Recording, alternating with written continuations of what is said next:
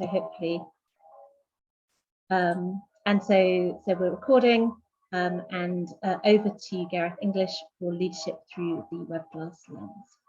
Thanks so much, Paula. Yes, yeah, recording is a good reminder of me, no more swearing. So I've got some slides, let me pop these up. Okay, yeah, so I'll do some very, very brief introductions. So I think Paula said entirely all of these things. So yeah, half of the Type Pro team, we're in the middle of the Type Pro takeover hour at the moment. Angelina's running her session in parallel to this one. So I did at one point have her details in here in the orange section, but I decided to delete those as she wasn't going to turn up to this presentation. I thought I could get away with pretending it's just myself. So the reason I was really interested in having this conversation is in making this topic of my talk is because almost all of my clients have found that they are having to lead people remotely. Now, for many of them, they've been doing some kind of blended stuff previously, but it has been a total shift for many of them, spending the last 2 years entirely attempting to lead people in the way that we're interacting now. And I've noticed that for some people that seemed to have gone well, for other people it's gone very badly, and they found it quite difficult. So I was really, really interested in pulling together some research that looks at how are people approaching this, and to really kind of to start thinking about what does this personality type tell us? How is it going to help? And to pull in some of the thinking from you folks about how can we help people of different types to think about how they're leading differently? What are the challenges they're going to face? How's it going to go for them? So in terms of an overview of what we're looking at, I'm going to start really just kind of getting you to do a little bit of thinking about how do you feel remote working affects people of different types. And then I'm going to pull in some research that's been done looking at precisely that. Then we're going to really get into what can we do about that, the so what factor. And for me, that's the really, really important bit. Awareness is absolutely fantastic, but the core of my work is really looking for what are small changes people can make that will have a big impact, whether they're being led or they are leaders. And in the second part of this program, I'd like to get into thinking about, okay, what are the challenges that different types of leaders are likely to face? So I was also going to very briefly just go through another video on that. Okay, so this is a video. We're thinking about remote leadership. You know, we're thinking about the challenge for people of trying to build trust, which I think is a key core topic that's going to come up when we discuss this a little bit more, and to show interest and do their active listening whilst doing it remotely. So here's an example of a video that we pulled together of someone trying to do exactly this.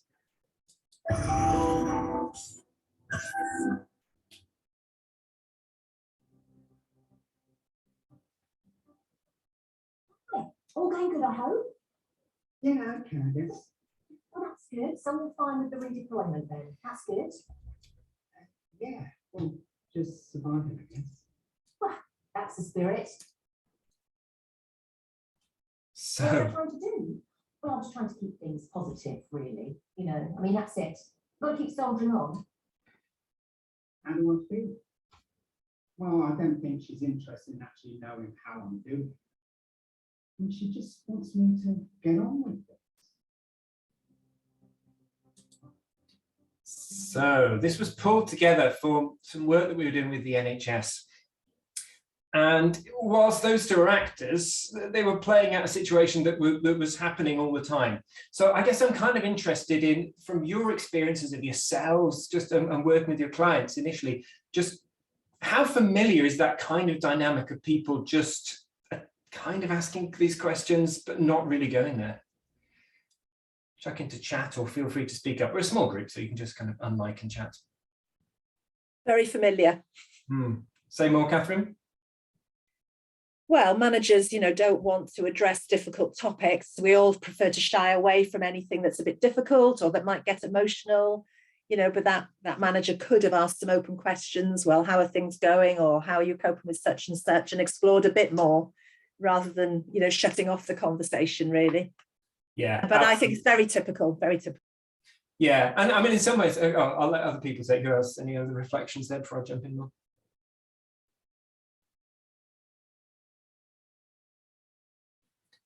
I mean, I think this sort of thing is exacerbated by the medium, right? So it's much more difficult to do that sort of brush off or move past the topic when you're face to face with the person. But if you're a mouse click away from being like, all right, and we're done, you've, essentially ticked the box, done what you were supposed to do and then moved on. So I see that everywhere. Mm. And I think sorry, Robin, were you joining in there as well? Well, I just wanted to add a completely different dimension to it, because I really, really struggle often with this, just simply because I couldn't hear what was being said. And I think the assumptions are that you go onto these platforms and these communication devices and assume that with everybody talking normally, everybody processes the information and gets the information in the same way that it's being expressed verbally, and it's not. Yeah, I think you guys make excellent points, because I think part of these are problems that already existed. So, I mean, Robin's issue about the plain fact that what we think we're saying is not the same as what the rest of the world is hearing is one of the fundamentals of personality type in the first place. And Catherine's and Robin's point about the fact that, the managers and leaders have been struggling to have these sorts of conversations anyway, and that the medium exacerbates that challenge. It makes it easier to get away with it. It makes it harder to do it right. And I think, Catherine's point about the open questions, this was part of some training we did. And of course, the next thing we were looking at is exactly that, Catherine, was how to get them to ask some open questions and then actually listen to the answers and then think about, some coaching techniques and things like this. So for me, Robin's point about just how to make use of some of this medium is really, really interesting. And I wasn't going to go into some of that, but, for me, it's the absolute classic bit, which is, I'm looking happily at Robin's picture, thinking that I'm communicating fantastically with Robin. And of course, Robin now feels that I'm not looking at him at all until I do this, at which point I'm no longer looking at Robin and I don't really know what Robin's thinking and doing anymore. And I think this links into, I think, some of the challenges we're going to see for certain types when we get into looking at working remotely and leading remotely, because I think the medium also plays in better to some people than to others. Excellent. Any other reflections or questions before I get you guys doing a bit of thinking? I'd like to add that I work with public speaking techniques. So I help people develop public speaking and presentation skills. And I've been doing this online for the past 2 years. And what you said earlier is exactly what I noticed. People tend to look down and it feels like there's no real interaction, no real connection, no real warmth there. And this is something that I've been encouraging clients to do, to look at the camera. But then it becomes difficult for them because they feel like I'm not getting the support from the audience. I'm not connecting to the audience. So I am with you with that. Yeah, Theodora, it's very interesting actually. For me as an extrovert, it's one of the things I noticed over the last couple of years, that if I do it properly and stare at the webcam, I find it draining because I'm getting none of that extroverted audience energy back in again. Yeah, really, really interesting. Hannah. Yeah, just on a similar point, I read some interesting research that employees actually might feel quite threatened when on Zoom because of actually the physical size of the head, because that kind of invades our personal space and that's kind of a threatening position, so they might not open up as much, which I thought was quite interesting. Very interesting. That's fascinating. I'd love if you've got that research, if you've got a link, you could drop it into chat. That sounds right up my street. Was that Rob doing the giant head? Excellent. But yeah, you're right. You've got that bizarre thing happening. You're trying to work out what is the setup. Do I want it, end up so you can actually see my whole body and get my body language, but actually I'm then kind of tiny. Whereas Rob was suggesting, do you want just the eye of Sauron, just the kind of the one bit of my face staring down the camera at you? Yeah, excellent. Okay, so what I'd like to start thinking about then is, what do we already know loads and loads about personality type.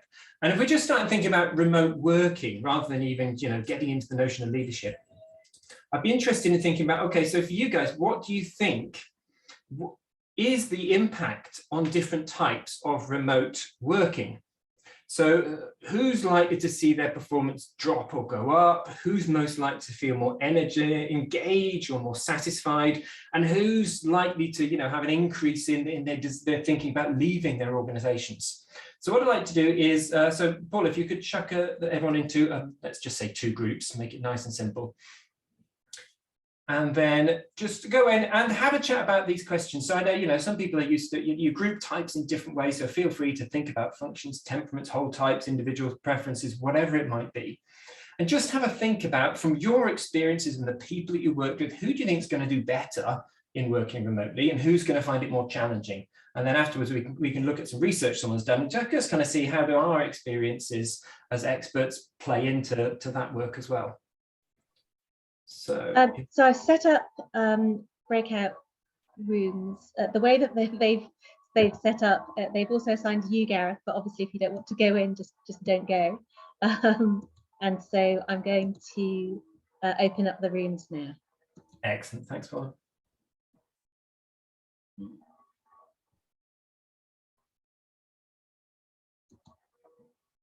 Yeah. Paula and I were just saying there's an interesting Zoom dynamic of trying to work out if you give people enough time or too little time in these groups, and gauging it by whether people come straight back as soon as you say it's time to stop, or whether people kind of use up the 60 seconds. So I'm hoping that was all right. So what did you guys come up with? We had a couple of groups. What came up in your groups?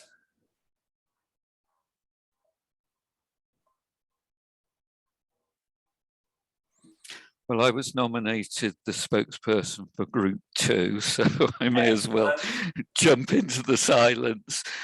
We originally started to talk about the easy option of extroversion, introversion, and talk about the way in which those different preferences would look at it. And we went along very much stereotypical lines because everybody seemed to conform in that way.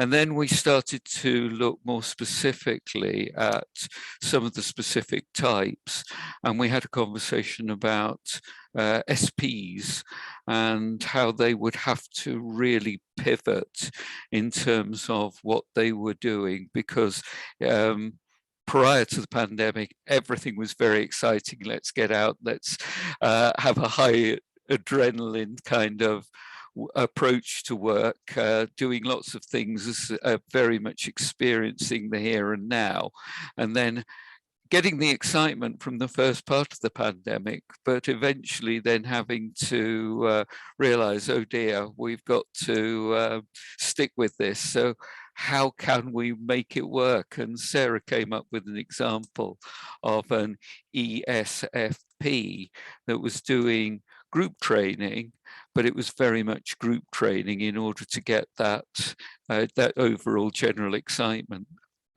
So that's basically our conversation in a nutshell. Excellent. Yeah. So that extroversion, introversion strand, and then really, I think we'll get into that stuff thinking about the SP leaders, and I think almost following the timeline for SPs is so interesting. Looking at something like the kind of the lockdown and subsequent bits of where would the energy be and where would it go. Yeah. Excellent. Cool. And the second group. So Chris, Hannah, Robin, Sarah. Oh, no, that was your group, sorry. That was our group, yeah. Catherine, Elizabeth, Rob, and Theodora. There we are. I can't even read the numbers in front of me. Elizabeth, you're on mute. We looked at the introvert extroverts dimension as well. It was interesting that that some of the introverts found it much better to work from home because they had found a shared open office quite frustrating. So it was better to work from home for them. And I find it quite draining of energy to work on the internet as an extrovert, because I like the emotional contact with people and that invisible energy that you get, extroverts often get. I thought that at the end it was Rob was talking about the lack of social interaction now, and that everything is transactional. And I thought that was an interesting comment, that there's something missing now from the relationships perhaps that we have. Did that sum up what we talked about, group? Yeah, I think so. And I think that's where leaders have to come in and adapt, isn't it? And create those opportunities to be more, not transactional, but more personal. Yeah, what do you mean by transactional? Because that sounds like it's really interesting. Yeah, so the sort of suggestion is that if you've scheduled a meeting with someone, it's to get something done. And so you go into the conversation with the expectation of, all right, let's introduce the topic and let's wrap it up, come up with the action items, and then move on. And while there might be some pleasantries at the beginning and the end, the purpose of the meeting is to accomplish something. And I'm not seeing examples of people setting up a meeting where the purpose is purely to connect with the person and get to know them. And those interactions used to happen organically in the hallway, and now they're not happening really at all. And so, the impact on everyone is there. Certainly, I enjoy those activities and getting to know people. But I was suggesting that feelers in particular feel that that loss earlier and perhaps more intensely. We've always said for years that if you're a thinker manager managing a feeling type, you really want to be devoting more time to non-transactional interactions so that they feel that there's that sense of connection. And now those opportunities have disappeared in favor of, let's have a Zoom, get stuff done, and move on.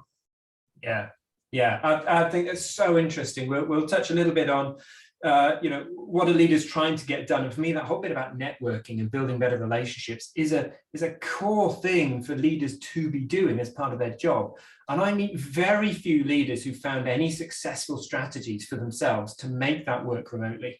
And I think part of that, Rob, is that, it's because it's got to be structured. You've got to book some stuff in, you've got to do the meeting. And, even within meetings, that kind of typical bit of, how long is the getting to know you, the relationship maintenance bit at the beginning. And for many teams are finding that's way smaller than it used to be. And it's more structured. And I've known a lot of managers who've been trying to put in, organized fun sessions. Okay, well, we'll meet up for, 45 minutes of organized team fun. And, 18 months ago, a number of people running quizzes for their teams, and that kind of, worked once. And then after a while, everyone's just dreading the notion of another Friday afternoon team quiz. Yeah. So I think I'd be really interested to kind of pick in from your brains if, when we get into that bit about particularly around networking, if you have, are there effective strategies that we can help people think about applying? Because I've come across very few, and I think it's really critical. Awesome. Any other reflections here before we have a kind of dig into some data? I feel like adding something more about the networking fun kind of area. I think the reason why a lot of people start dreading these interactions is because they feel like they're being forced, like we have to have fun in between 4 and 5, for instance. Offline, it would happen naturally. You just go up to someone and talk about something that you find interesting. So I think the element of forcing a structure onto the fun can kind of mediate that relationship. Yeah, and I think for me, and I know it relates to other people with my type, that the notion of organized fun seems kind of slightly oxymoronic as well. So it's always something I've always struggled with, even outside of remote working, face-to-face work. When it's okay, right? At this time we were doing our team fun session, and to me it's always felt difficult. So I think that kind of adds on all of those dimensions. Yeah, thanks, Tidora. Brilliant. Anything else? Any other thoughts or reflections?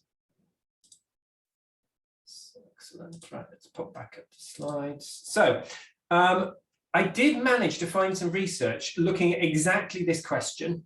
I didn't manage to find any research looking at using personality type to look at this, but I did find some really good research looking at using Big 5 personality to look at this. And what I've done is I've done some mapping across to basically make sure it's equivalent. So it's a nice chunky study where they got almost 1,000 people to do a study across a period of time, looking at how are they finding remote working across 4 periods of time. They had about 970 odd people start this, but still about 600 or 700 of them finished all 4 bits.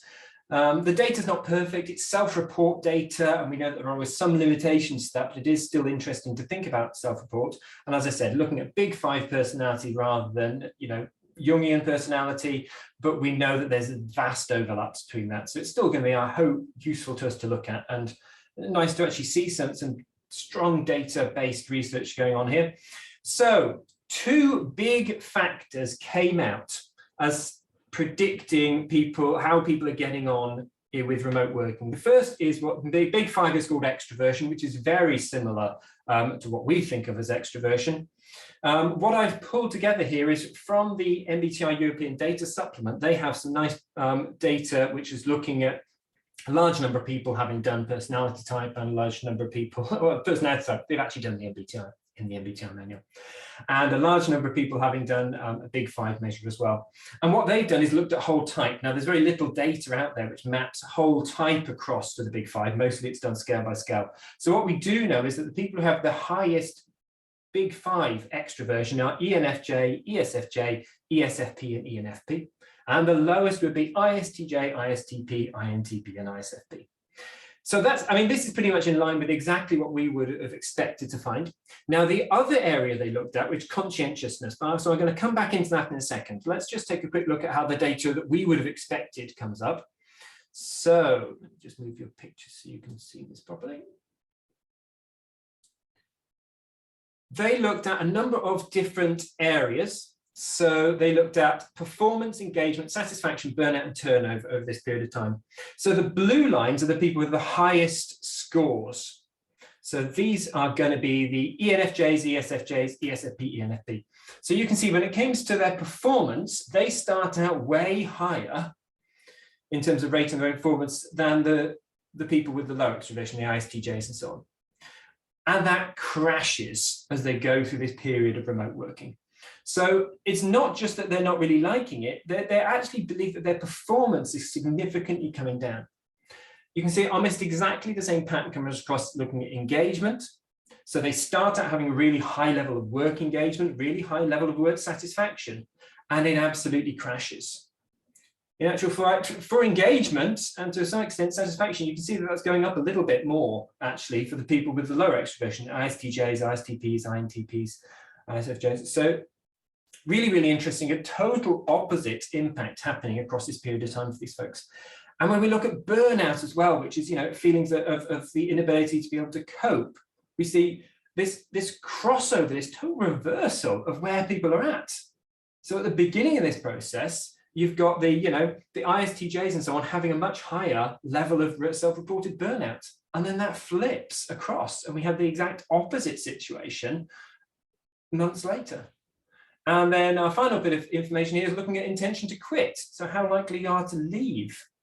And we again see, really, really interesting, this flip over in the data. It's not as big, so it's not going to be significant, not a result I'd place the same amount of credibility on as those earlier ones. But even how likely are people to quit is being affected by this. So for me, this is exactly the stuff that I would have expected to find. And this is, exactly the stuff that you guys were talking about, is that, yeah, remote working works better for introverts than it does for extroverts. In fact, what this largely is saying, in many ways, when you look at things like performance, it's not really having an enormous impact on the introverts either way. It's going up a bit, but probably not enough to get excited. It is crashing extroverts' performance, engagement, and job satisfaction. Catherine. Yeah, just to clarify, really. So are these graphs saying at the beginning of lockdown, say, introverts had lower self-reported performance, engagement, and satisfaction than extroverts? Correct, yes. Yeah, so they're less happier in organizations, basically. Yes, essentially. Now, what the challenge of this being self-report is that we don't know, of course, that everyone's using the same norming. So if we ask people to give a 1 to 10 answer, what we do know is that introverts are generally giving a lower answer than the extroverts. Of course, what we don't really know is whether a 3 of happiness to an introvert is the same as a 3 of happiness to an extrovert.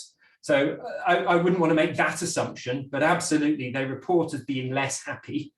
What we do know is that it changes. And that change is, whilst it is self-report, it is going to be, I'm measuring myself against measuring myself. So yeah, really, really good point there, Catherine. Any other reflections looking at this? It's consistent with what I would expect, right? So extrovert plus feeling equals what we see. Yeah, exactly. Equals miserable. Yeah, absolutely. So your ENFJs, your ESFJs, I mean, essentially what this is saying is that, these are the people who've really enjoyed lockdown absolutely the least. In terms of this area of extroversion. We'll check in on the other dimension as well, which I think is going to be interesting for us also.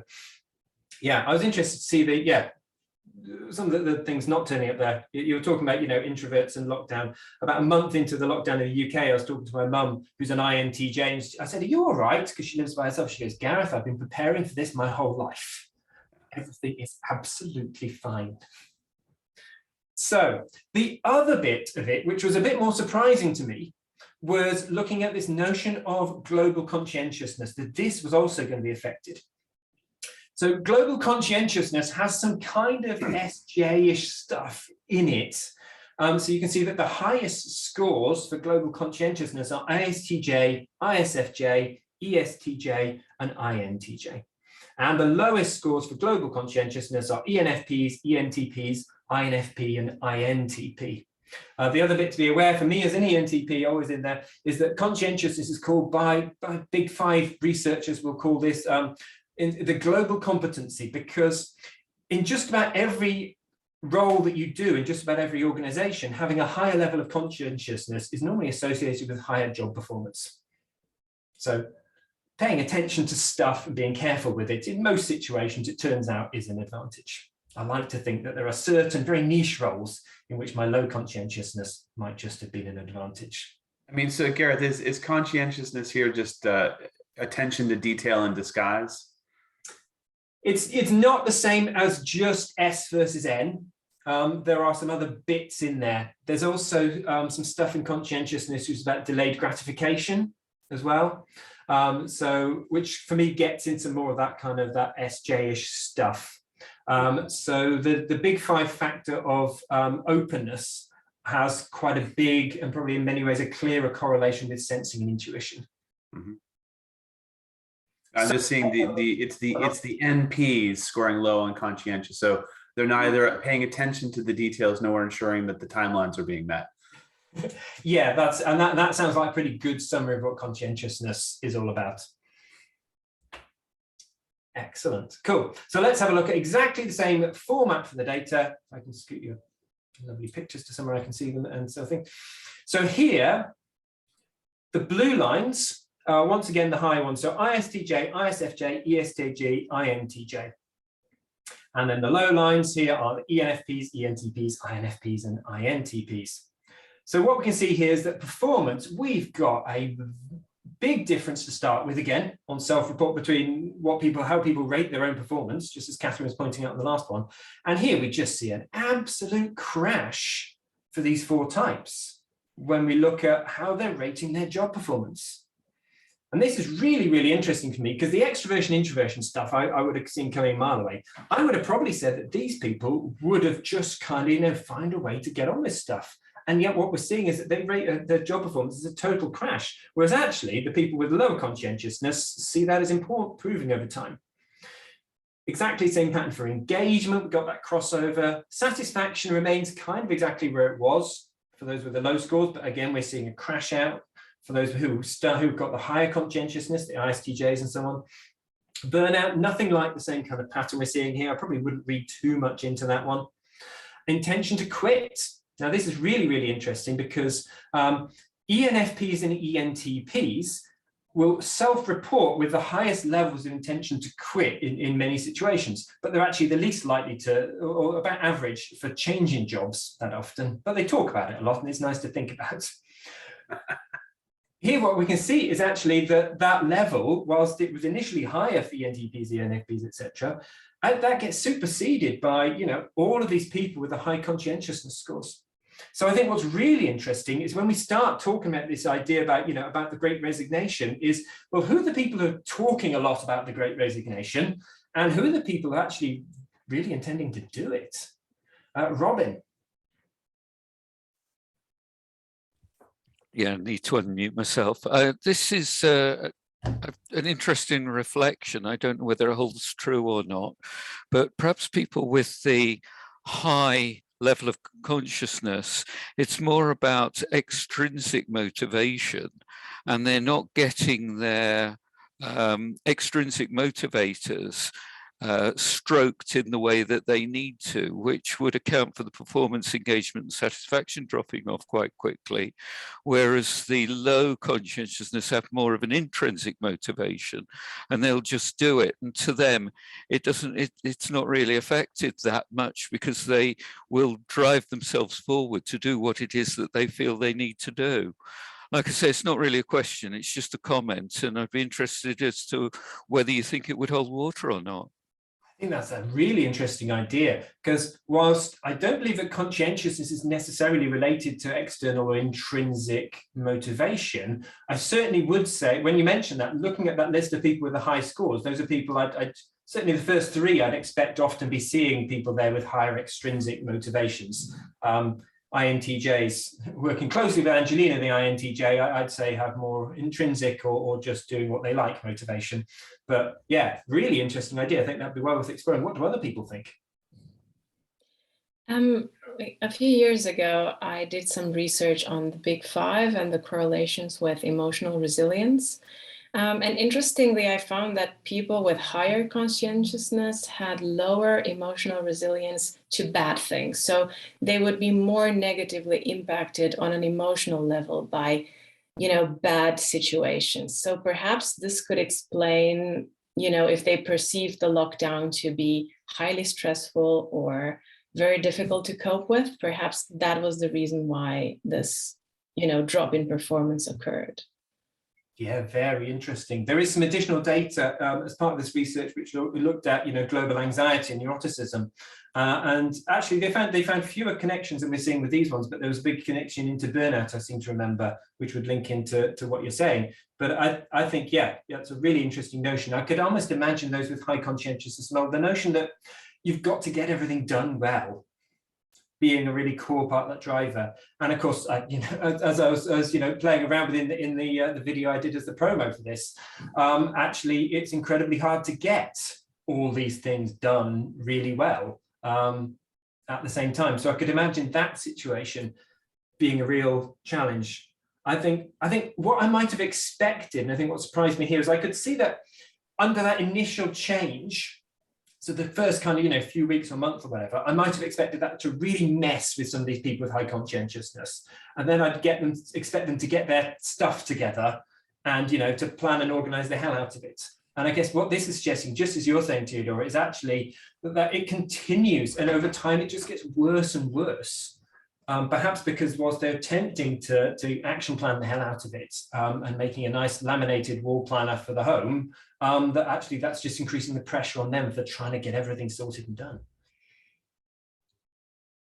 Can I make quick comment, just building on what Robin said? I thought that was quite perceptive, actually, so the people on high on conscientiousness are more affected by external demands and external expectations. And then I realized that 3 of those 4 types have the guardian stabilizer temperament, the SJ temperament.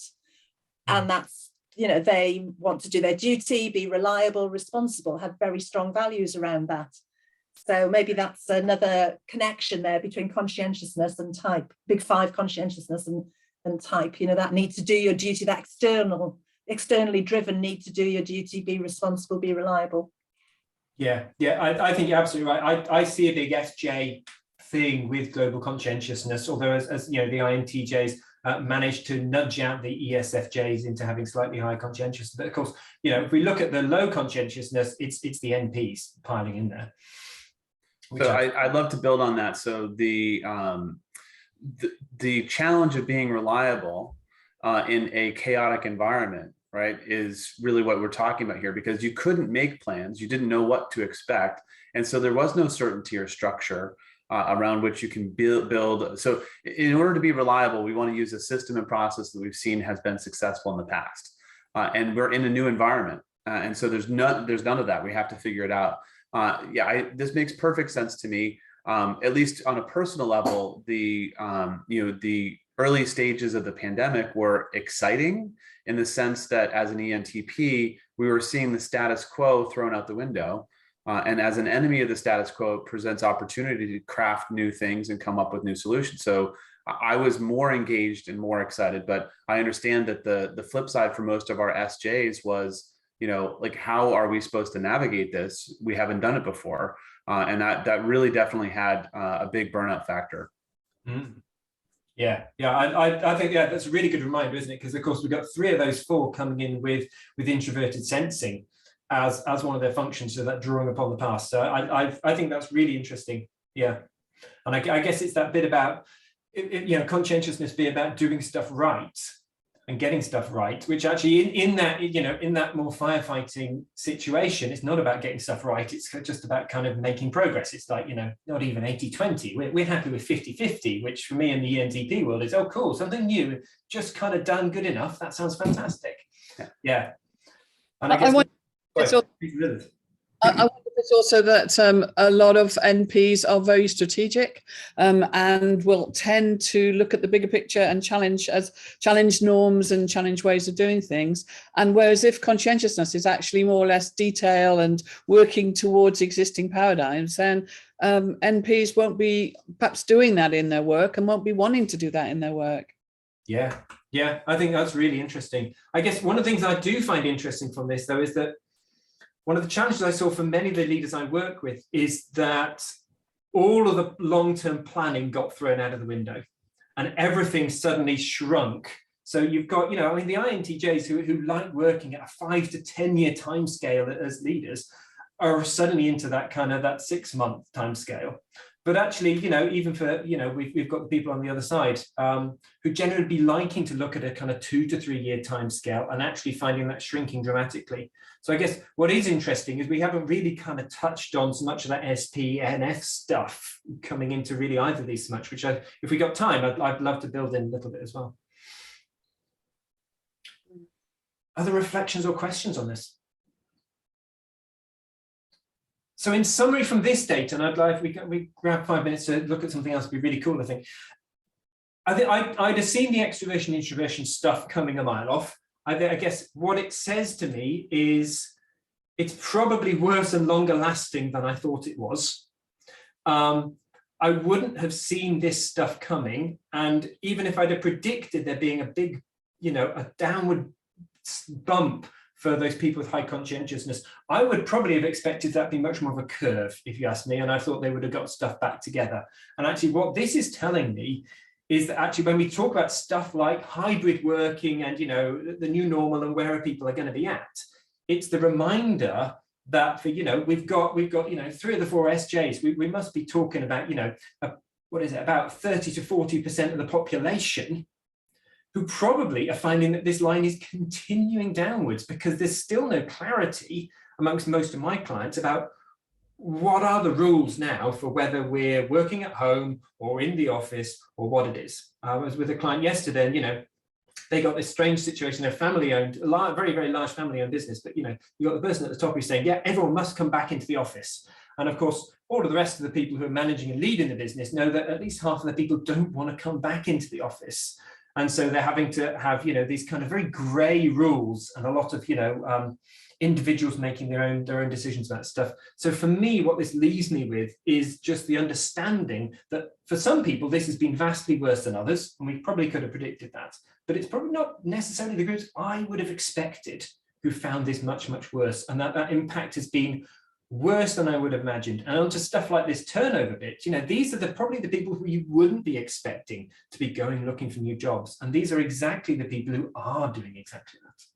So for me, getting into this bit about leaders, it gets us thinking about, well, what do these different leaders need to be thinking about and doing? So, okie dokie.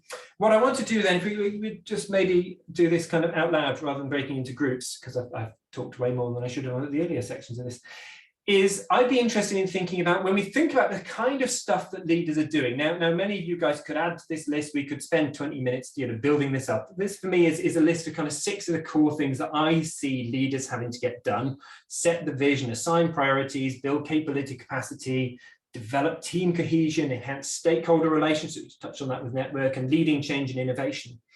I'd be quite interested in getting some of your thoughts and reflections about how do we think different types are going to be doing against that. Now, we've been talking about some of these types a little bit more already.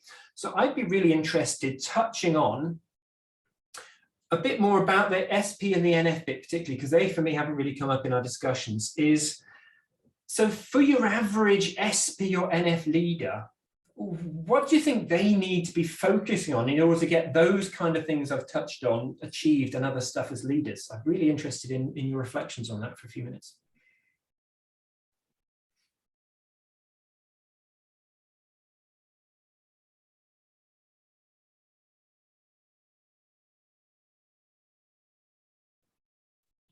So if we think about SPs, that kind of troubleshooting and firefighting kind of stuff, we can imagine that the beginning parts of pandemic and shifting to remote would have been quite exciting, but where should their attention be going now? I mean, to me, the first thing that jumps out, but there's probably a long list, is recognizing the need for those around them that they're managing for a lot more structure and certainty.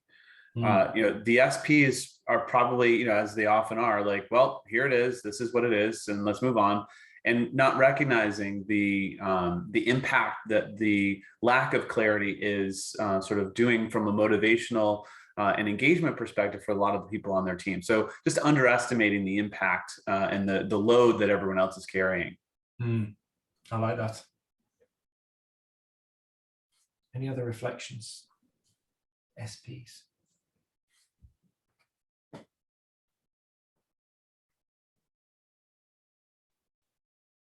I think there's something for me there, which is also about that systematizing bit. It's the bit about it's the new normal side of it. For me, it's that bit where, you know, where SPs are great. It's the, you know, the firefighting, the troubleshooting stuff as leaders. It's dealing with disaster, and then it's realizing that actually we're no longer in that stage. So we need to be getting in some processes and rules and sorting out what is the right thing to be doing in different situations. What are the rules about working from home or working in the office? And where are we really trying to get to in the future as well? Because, you know, now we make some assumptions about stuff. Okay. Yeah, I like that a lot, Gareth. And the other piece that falls in here is that, you know, they're not often sharing what they view as the long-term sort of plan, often because they don't have one. But, you know, the rest of the team is clamoring for that right now. And, you know, they may not have as many opportunities as they typically would and a more organic interaction to find out what that stuff is. So to the extent that there is some long-term planning, it's probably being even harder for the rest of the team to unearth and get to. Yeah, it's not just what the team needs. I mean, it's what the organization needs. So I was doing some work with one of the airlines about 2 weeks ago, and people kept moving development sessions with me because they kept getting called off. And so these were senior leaders who were going off and spending time in the terminal working the checkout desks because they were short-staffed. And they're like, this is what we do to show that, you know, we're adding value and we're there down with the troops and stuff. And my question was, well, yeah, that's cool. That's really good. And you need to show that. Who's making the decision about where the organization's going in 3 to 5 years' time? And every time I talked to them about their plans were 3 to 6 months, and no one was going beyond that. So I think for me, it's that real challenge for the SPs is also that stretching, that future focus, and recognizing how do I add value as a leader, and that may not be how I used to add value. Yeah. Well, and it's funny because I think a lot of organizations at an organizational level are playing the SP game, right? Well, you know, we can't figure that out yet because of the pandemic. I'm like, well, hang on, you've had 2 years, yes, right? Like you can figure out some of this stuff here.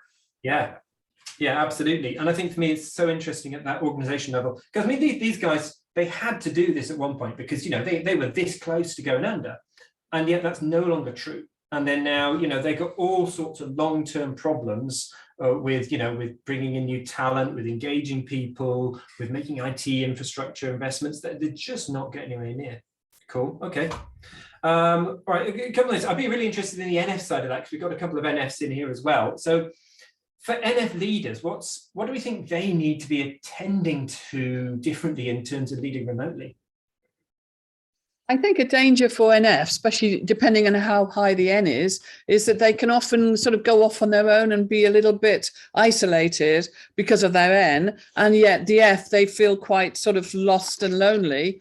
I think they can feel a bit remote sometimes from the rest of their team, and really find it hard not to be able to belong, and to find it hard to make those sort of relationships that they need as well. I think NF, especially NFPs, can be lone wolves a bit sometimes, and that can be quite hard, I think, in a remote team.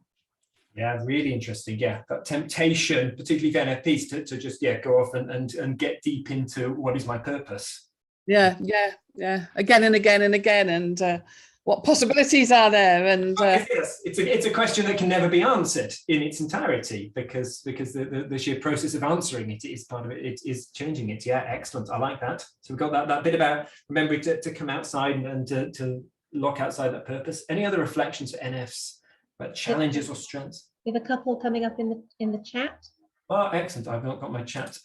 So Sarah mentioned a sense of unfairness, and Robert said lost and lonely is a common theme that I'm hearing.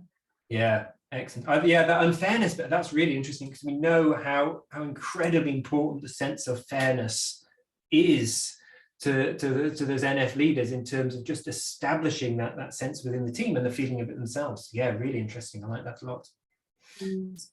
So I know we're running short on time, so I'll just kind of finish off, and then people want to kind of keep chatting. I'm happy to, and I've got some stuff I haven't gone through on slides about my thoughts or some answers to these questions as well that you guys are welcome to dig in on. But so for me, what this is telling us is that the impact of remote working has been significant and not always exactly what we would have expected. And it tells us that what we know about personality type helps understand some of those differences, give some of the answers to why are people finding this so difficult and what can be done about it. And for leaders, it's helping us, again, our understanding of type helps us think about what are the strengths that leaders have when we go through this kind of period. And when we're thinking about moving forwards, it's very unlikely for the vast majority of my clients, they're going to be, 5 days in the office all the time anymore. So where does their attention need to be going?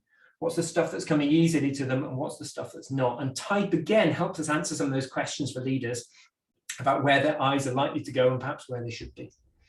So listen, folks, I know that's where we're at for time. So it's been absolutely awesome chatting to you guys again, some of you, and meeting some new folks, because, yeah, I found it really, really rewarding drawing out from you guys, helping me understand some of the stuff I saw that was really interesting in that data. So I hope it's been useful to you guys.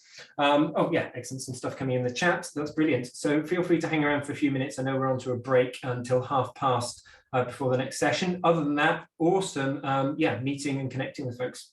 Yeah, and so just from BAPT, on BAPT's behalf, thank you so much. Lots of really interesting data. I think that you'd said when we were setting up before that you'd be willing to share your slides. So we can put those up into the conference hub in the next day or so. We have a half an hour break just now. There's a keynote starting at 3:30. But I'm going to stop the recording in just a moment, but we can keep this room open for, say, 10 minutes for a little bit of chat as we round out the session. Do encourage people to take a few minutes though before you log on for the next, which will be James Johnson on the impact of the pandemic for introverted orientations. So I will stop the recording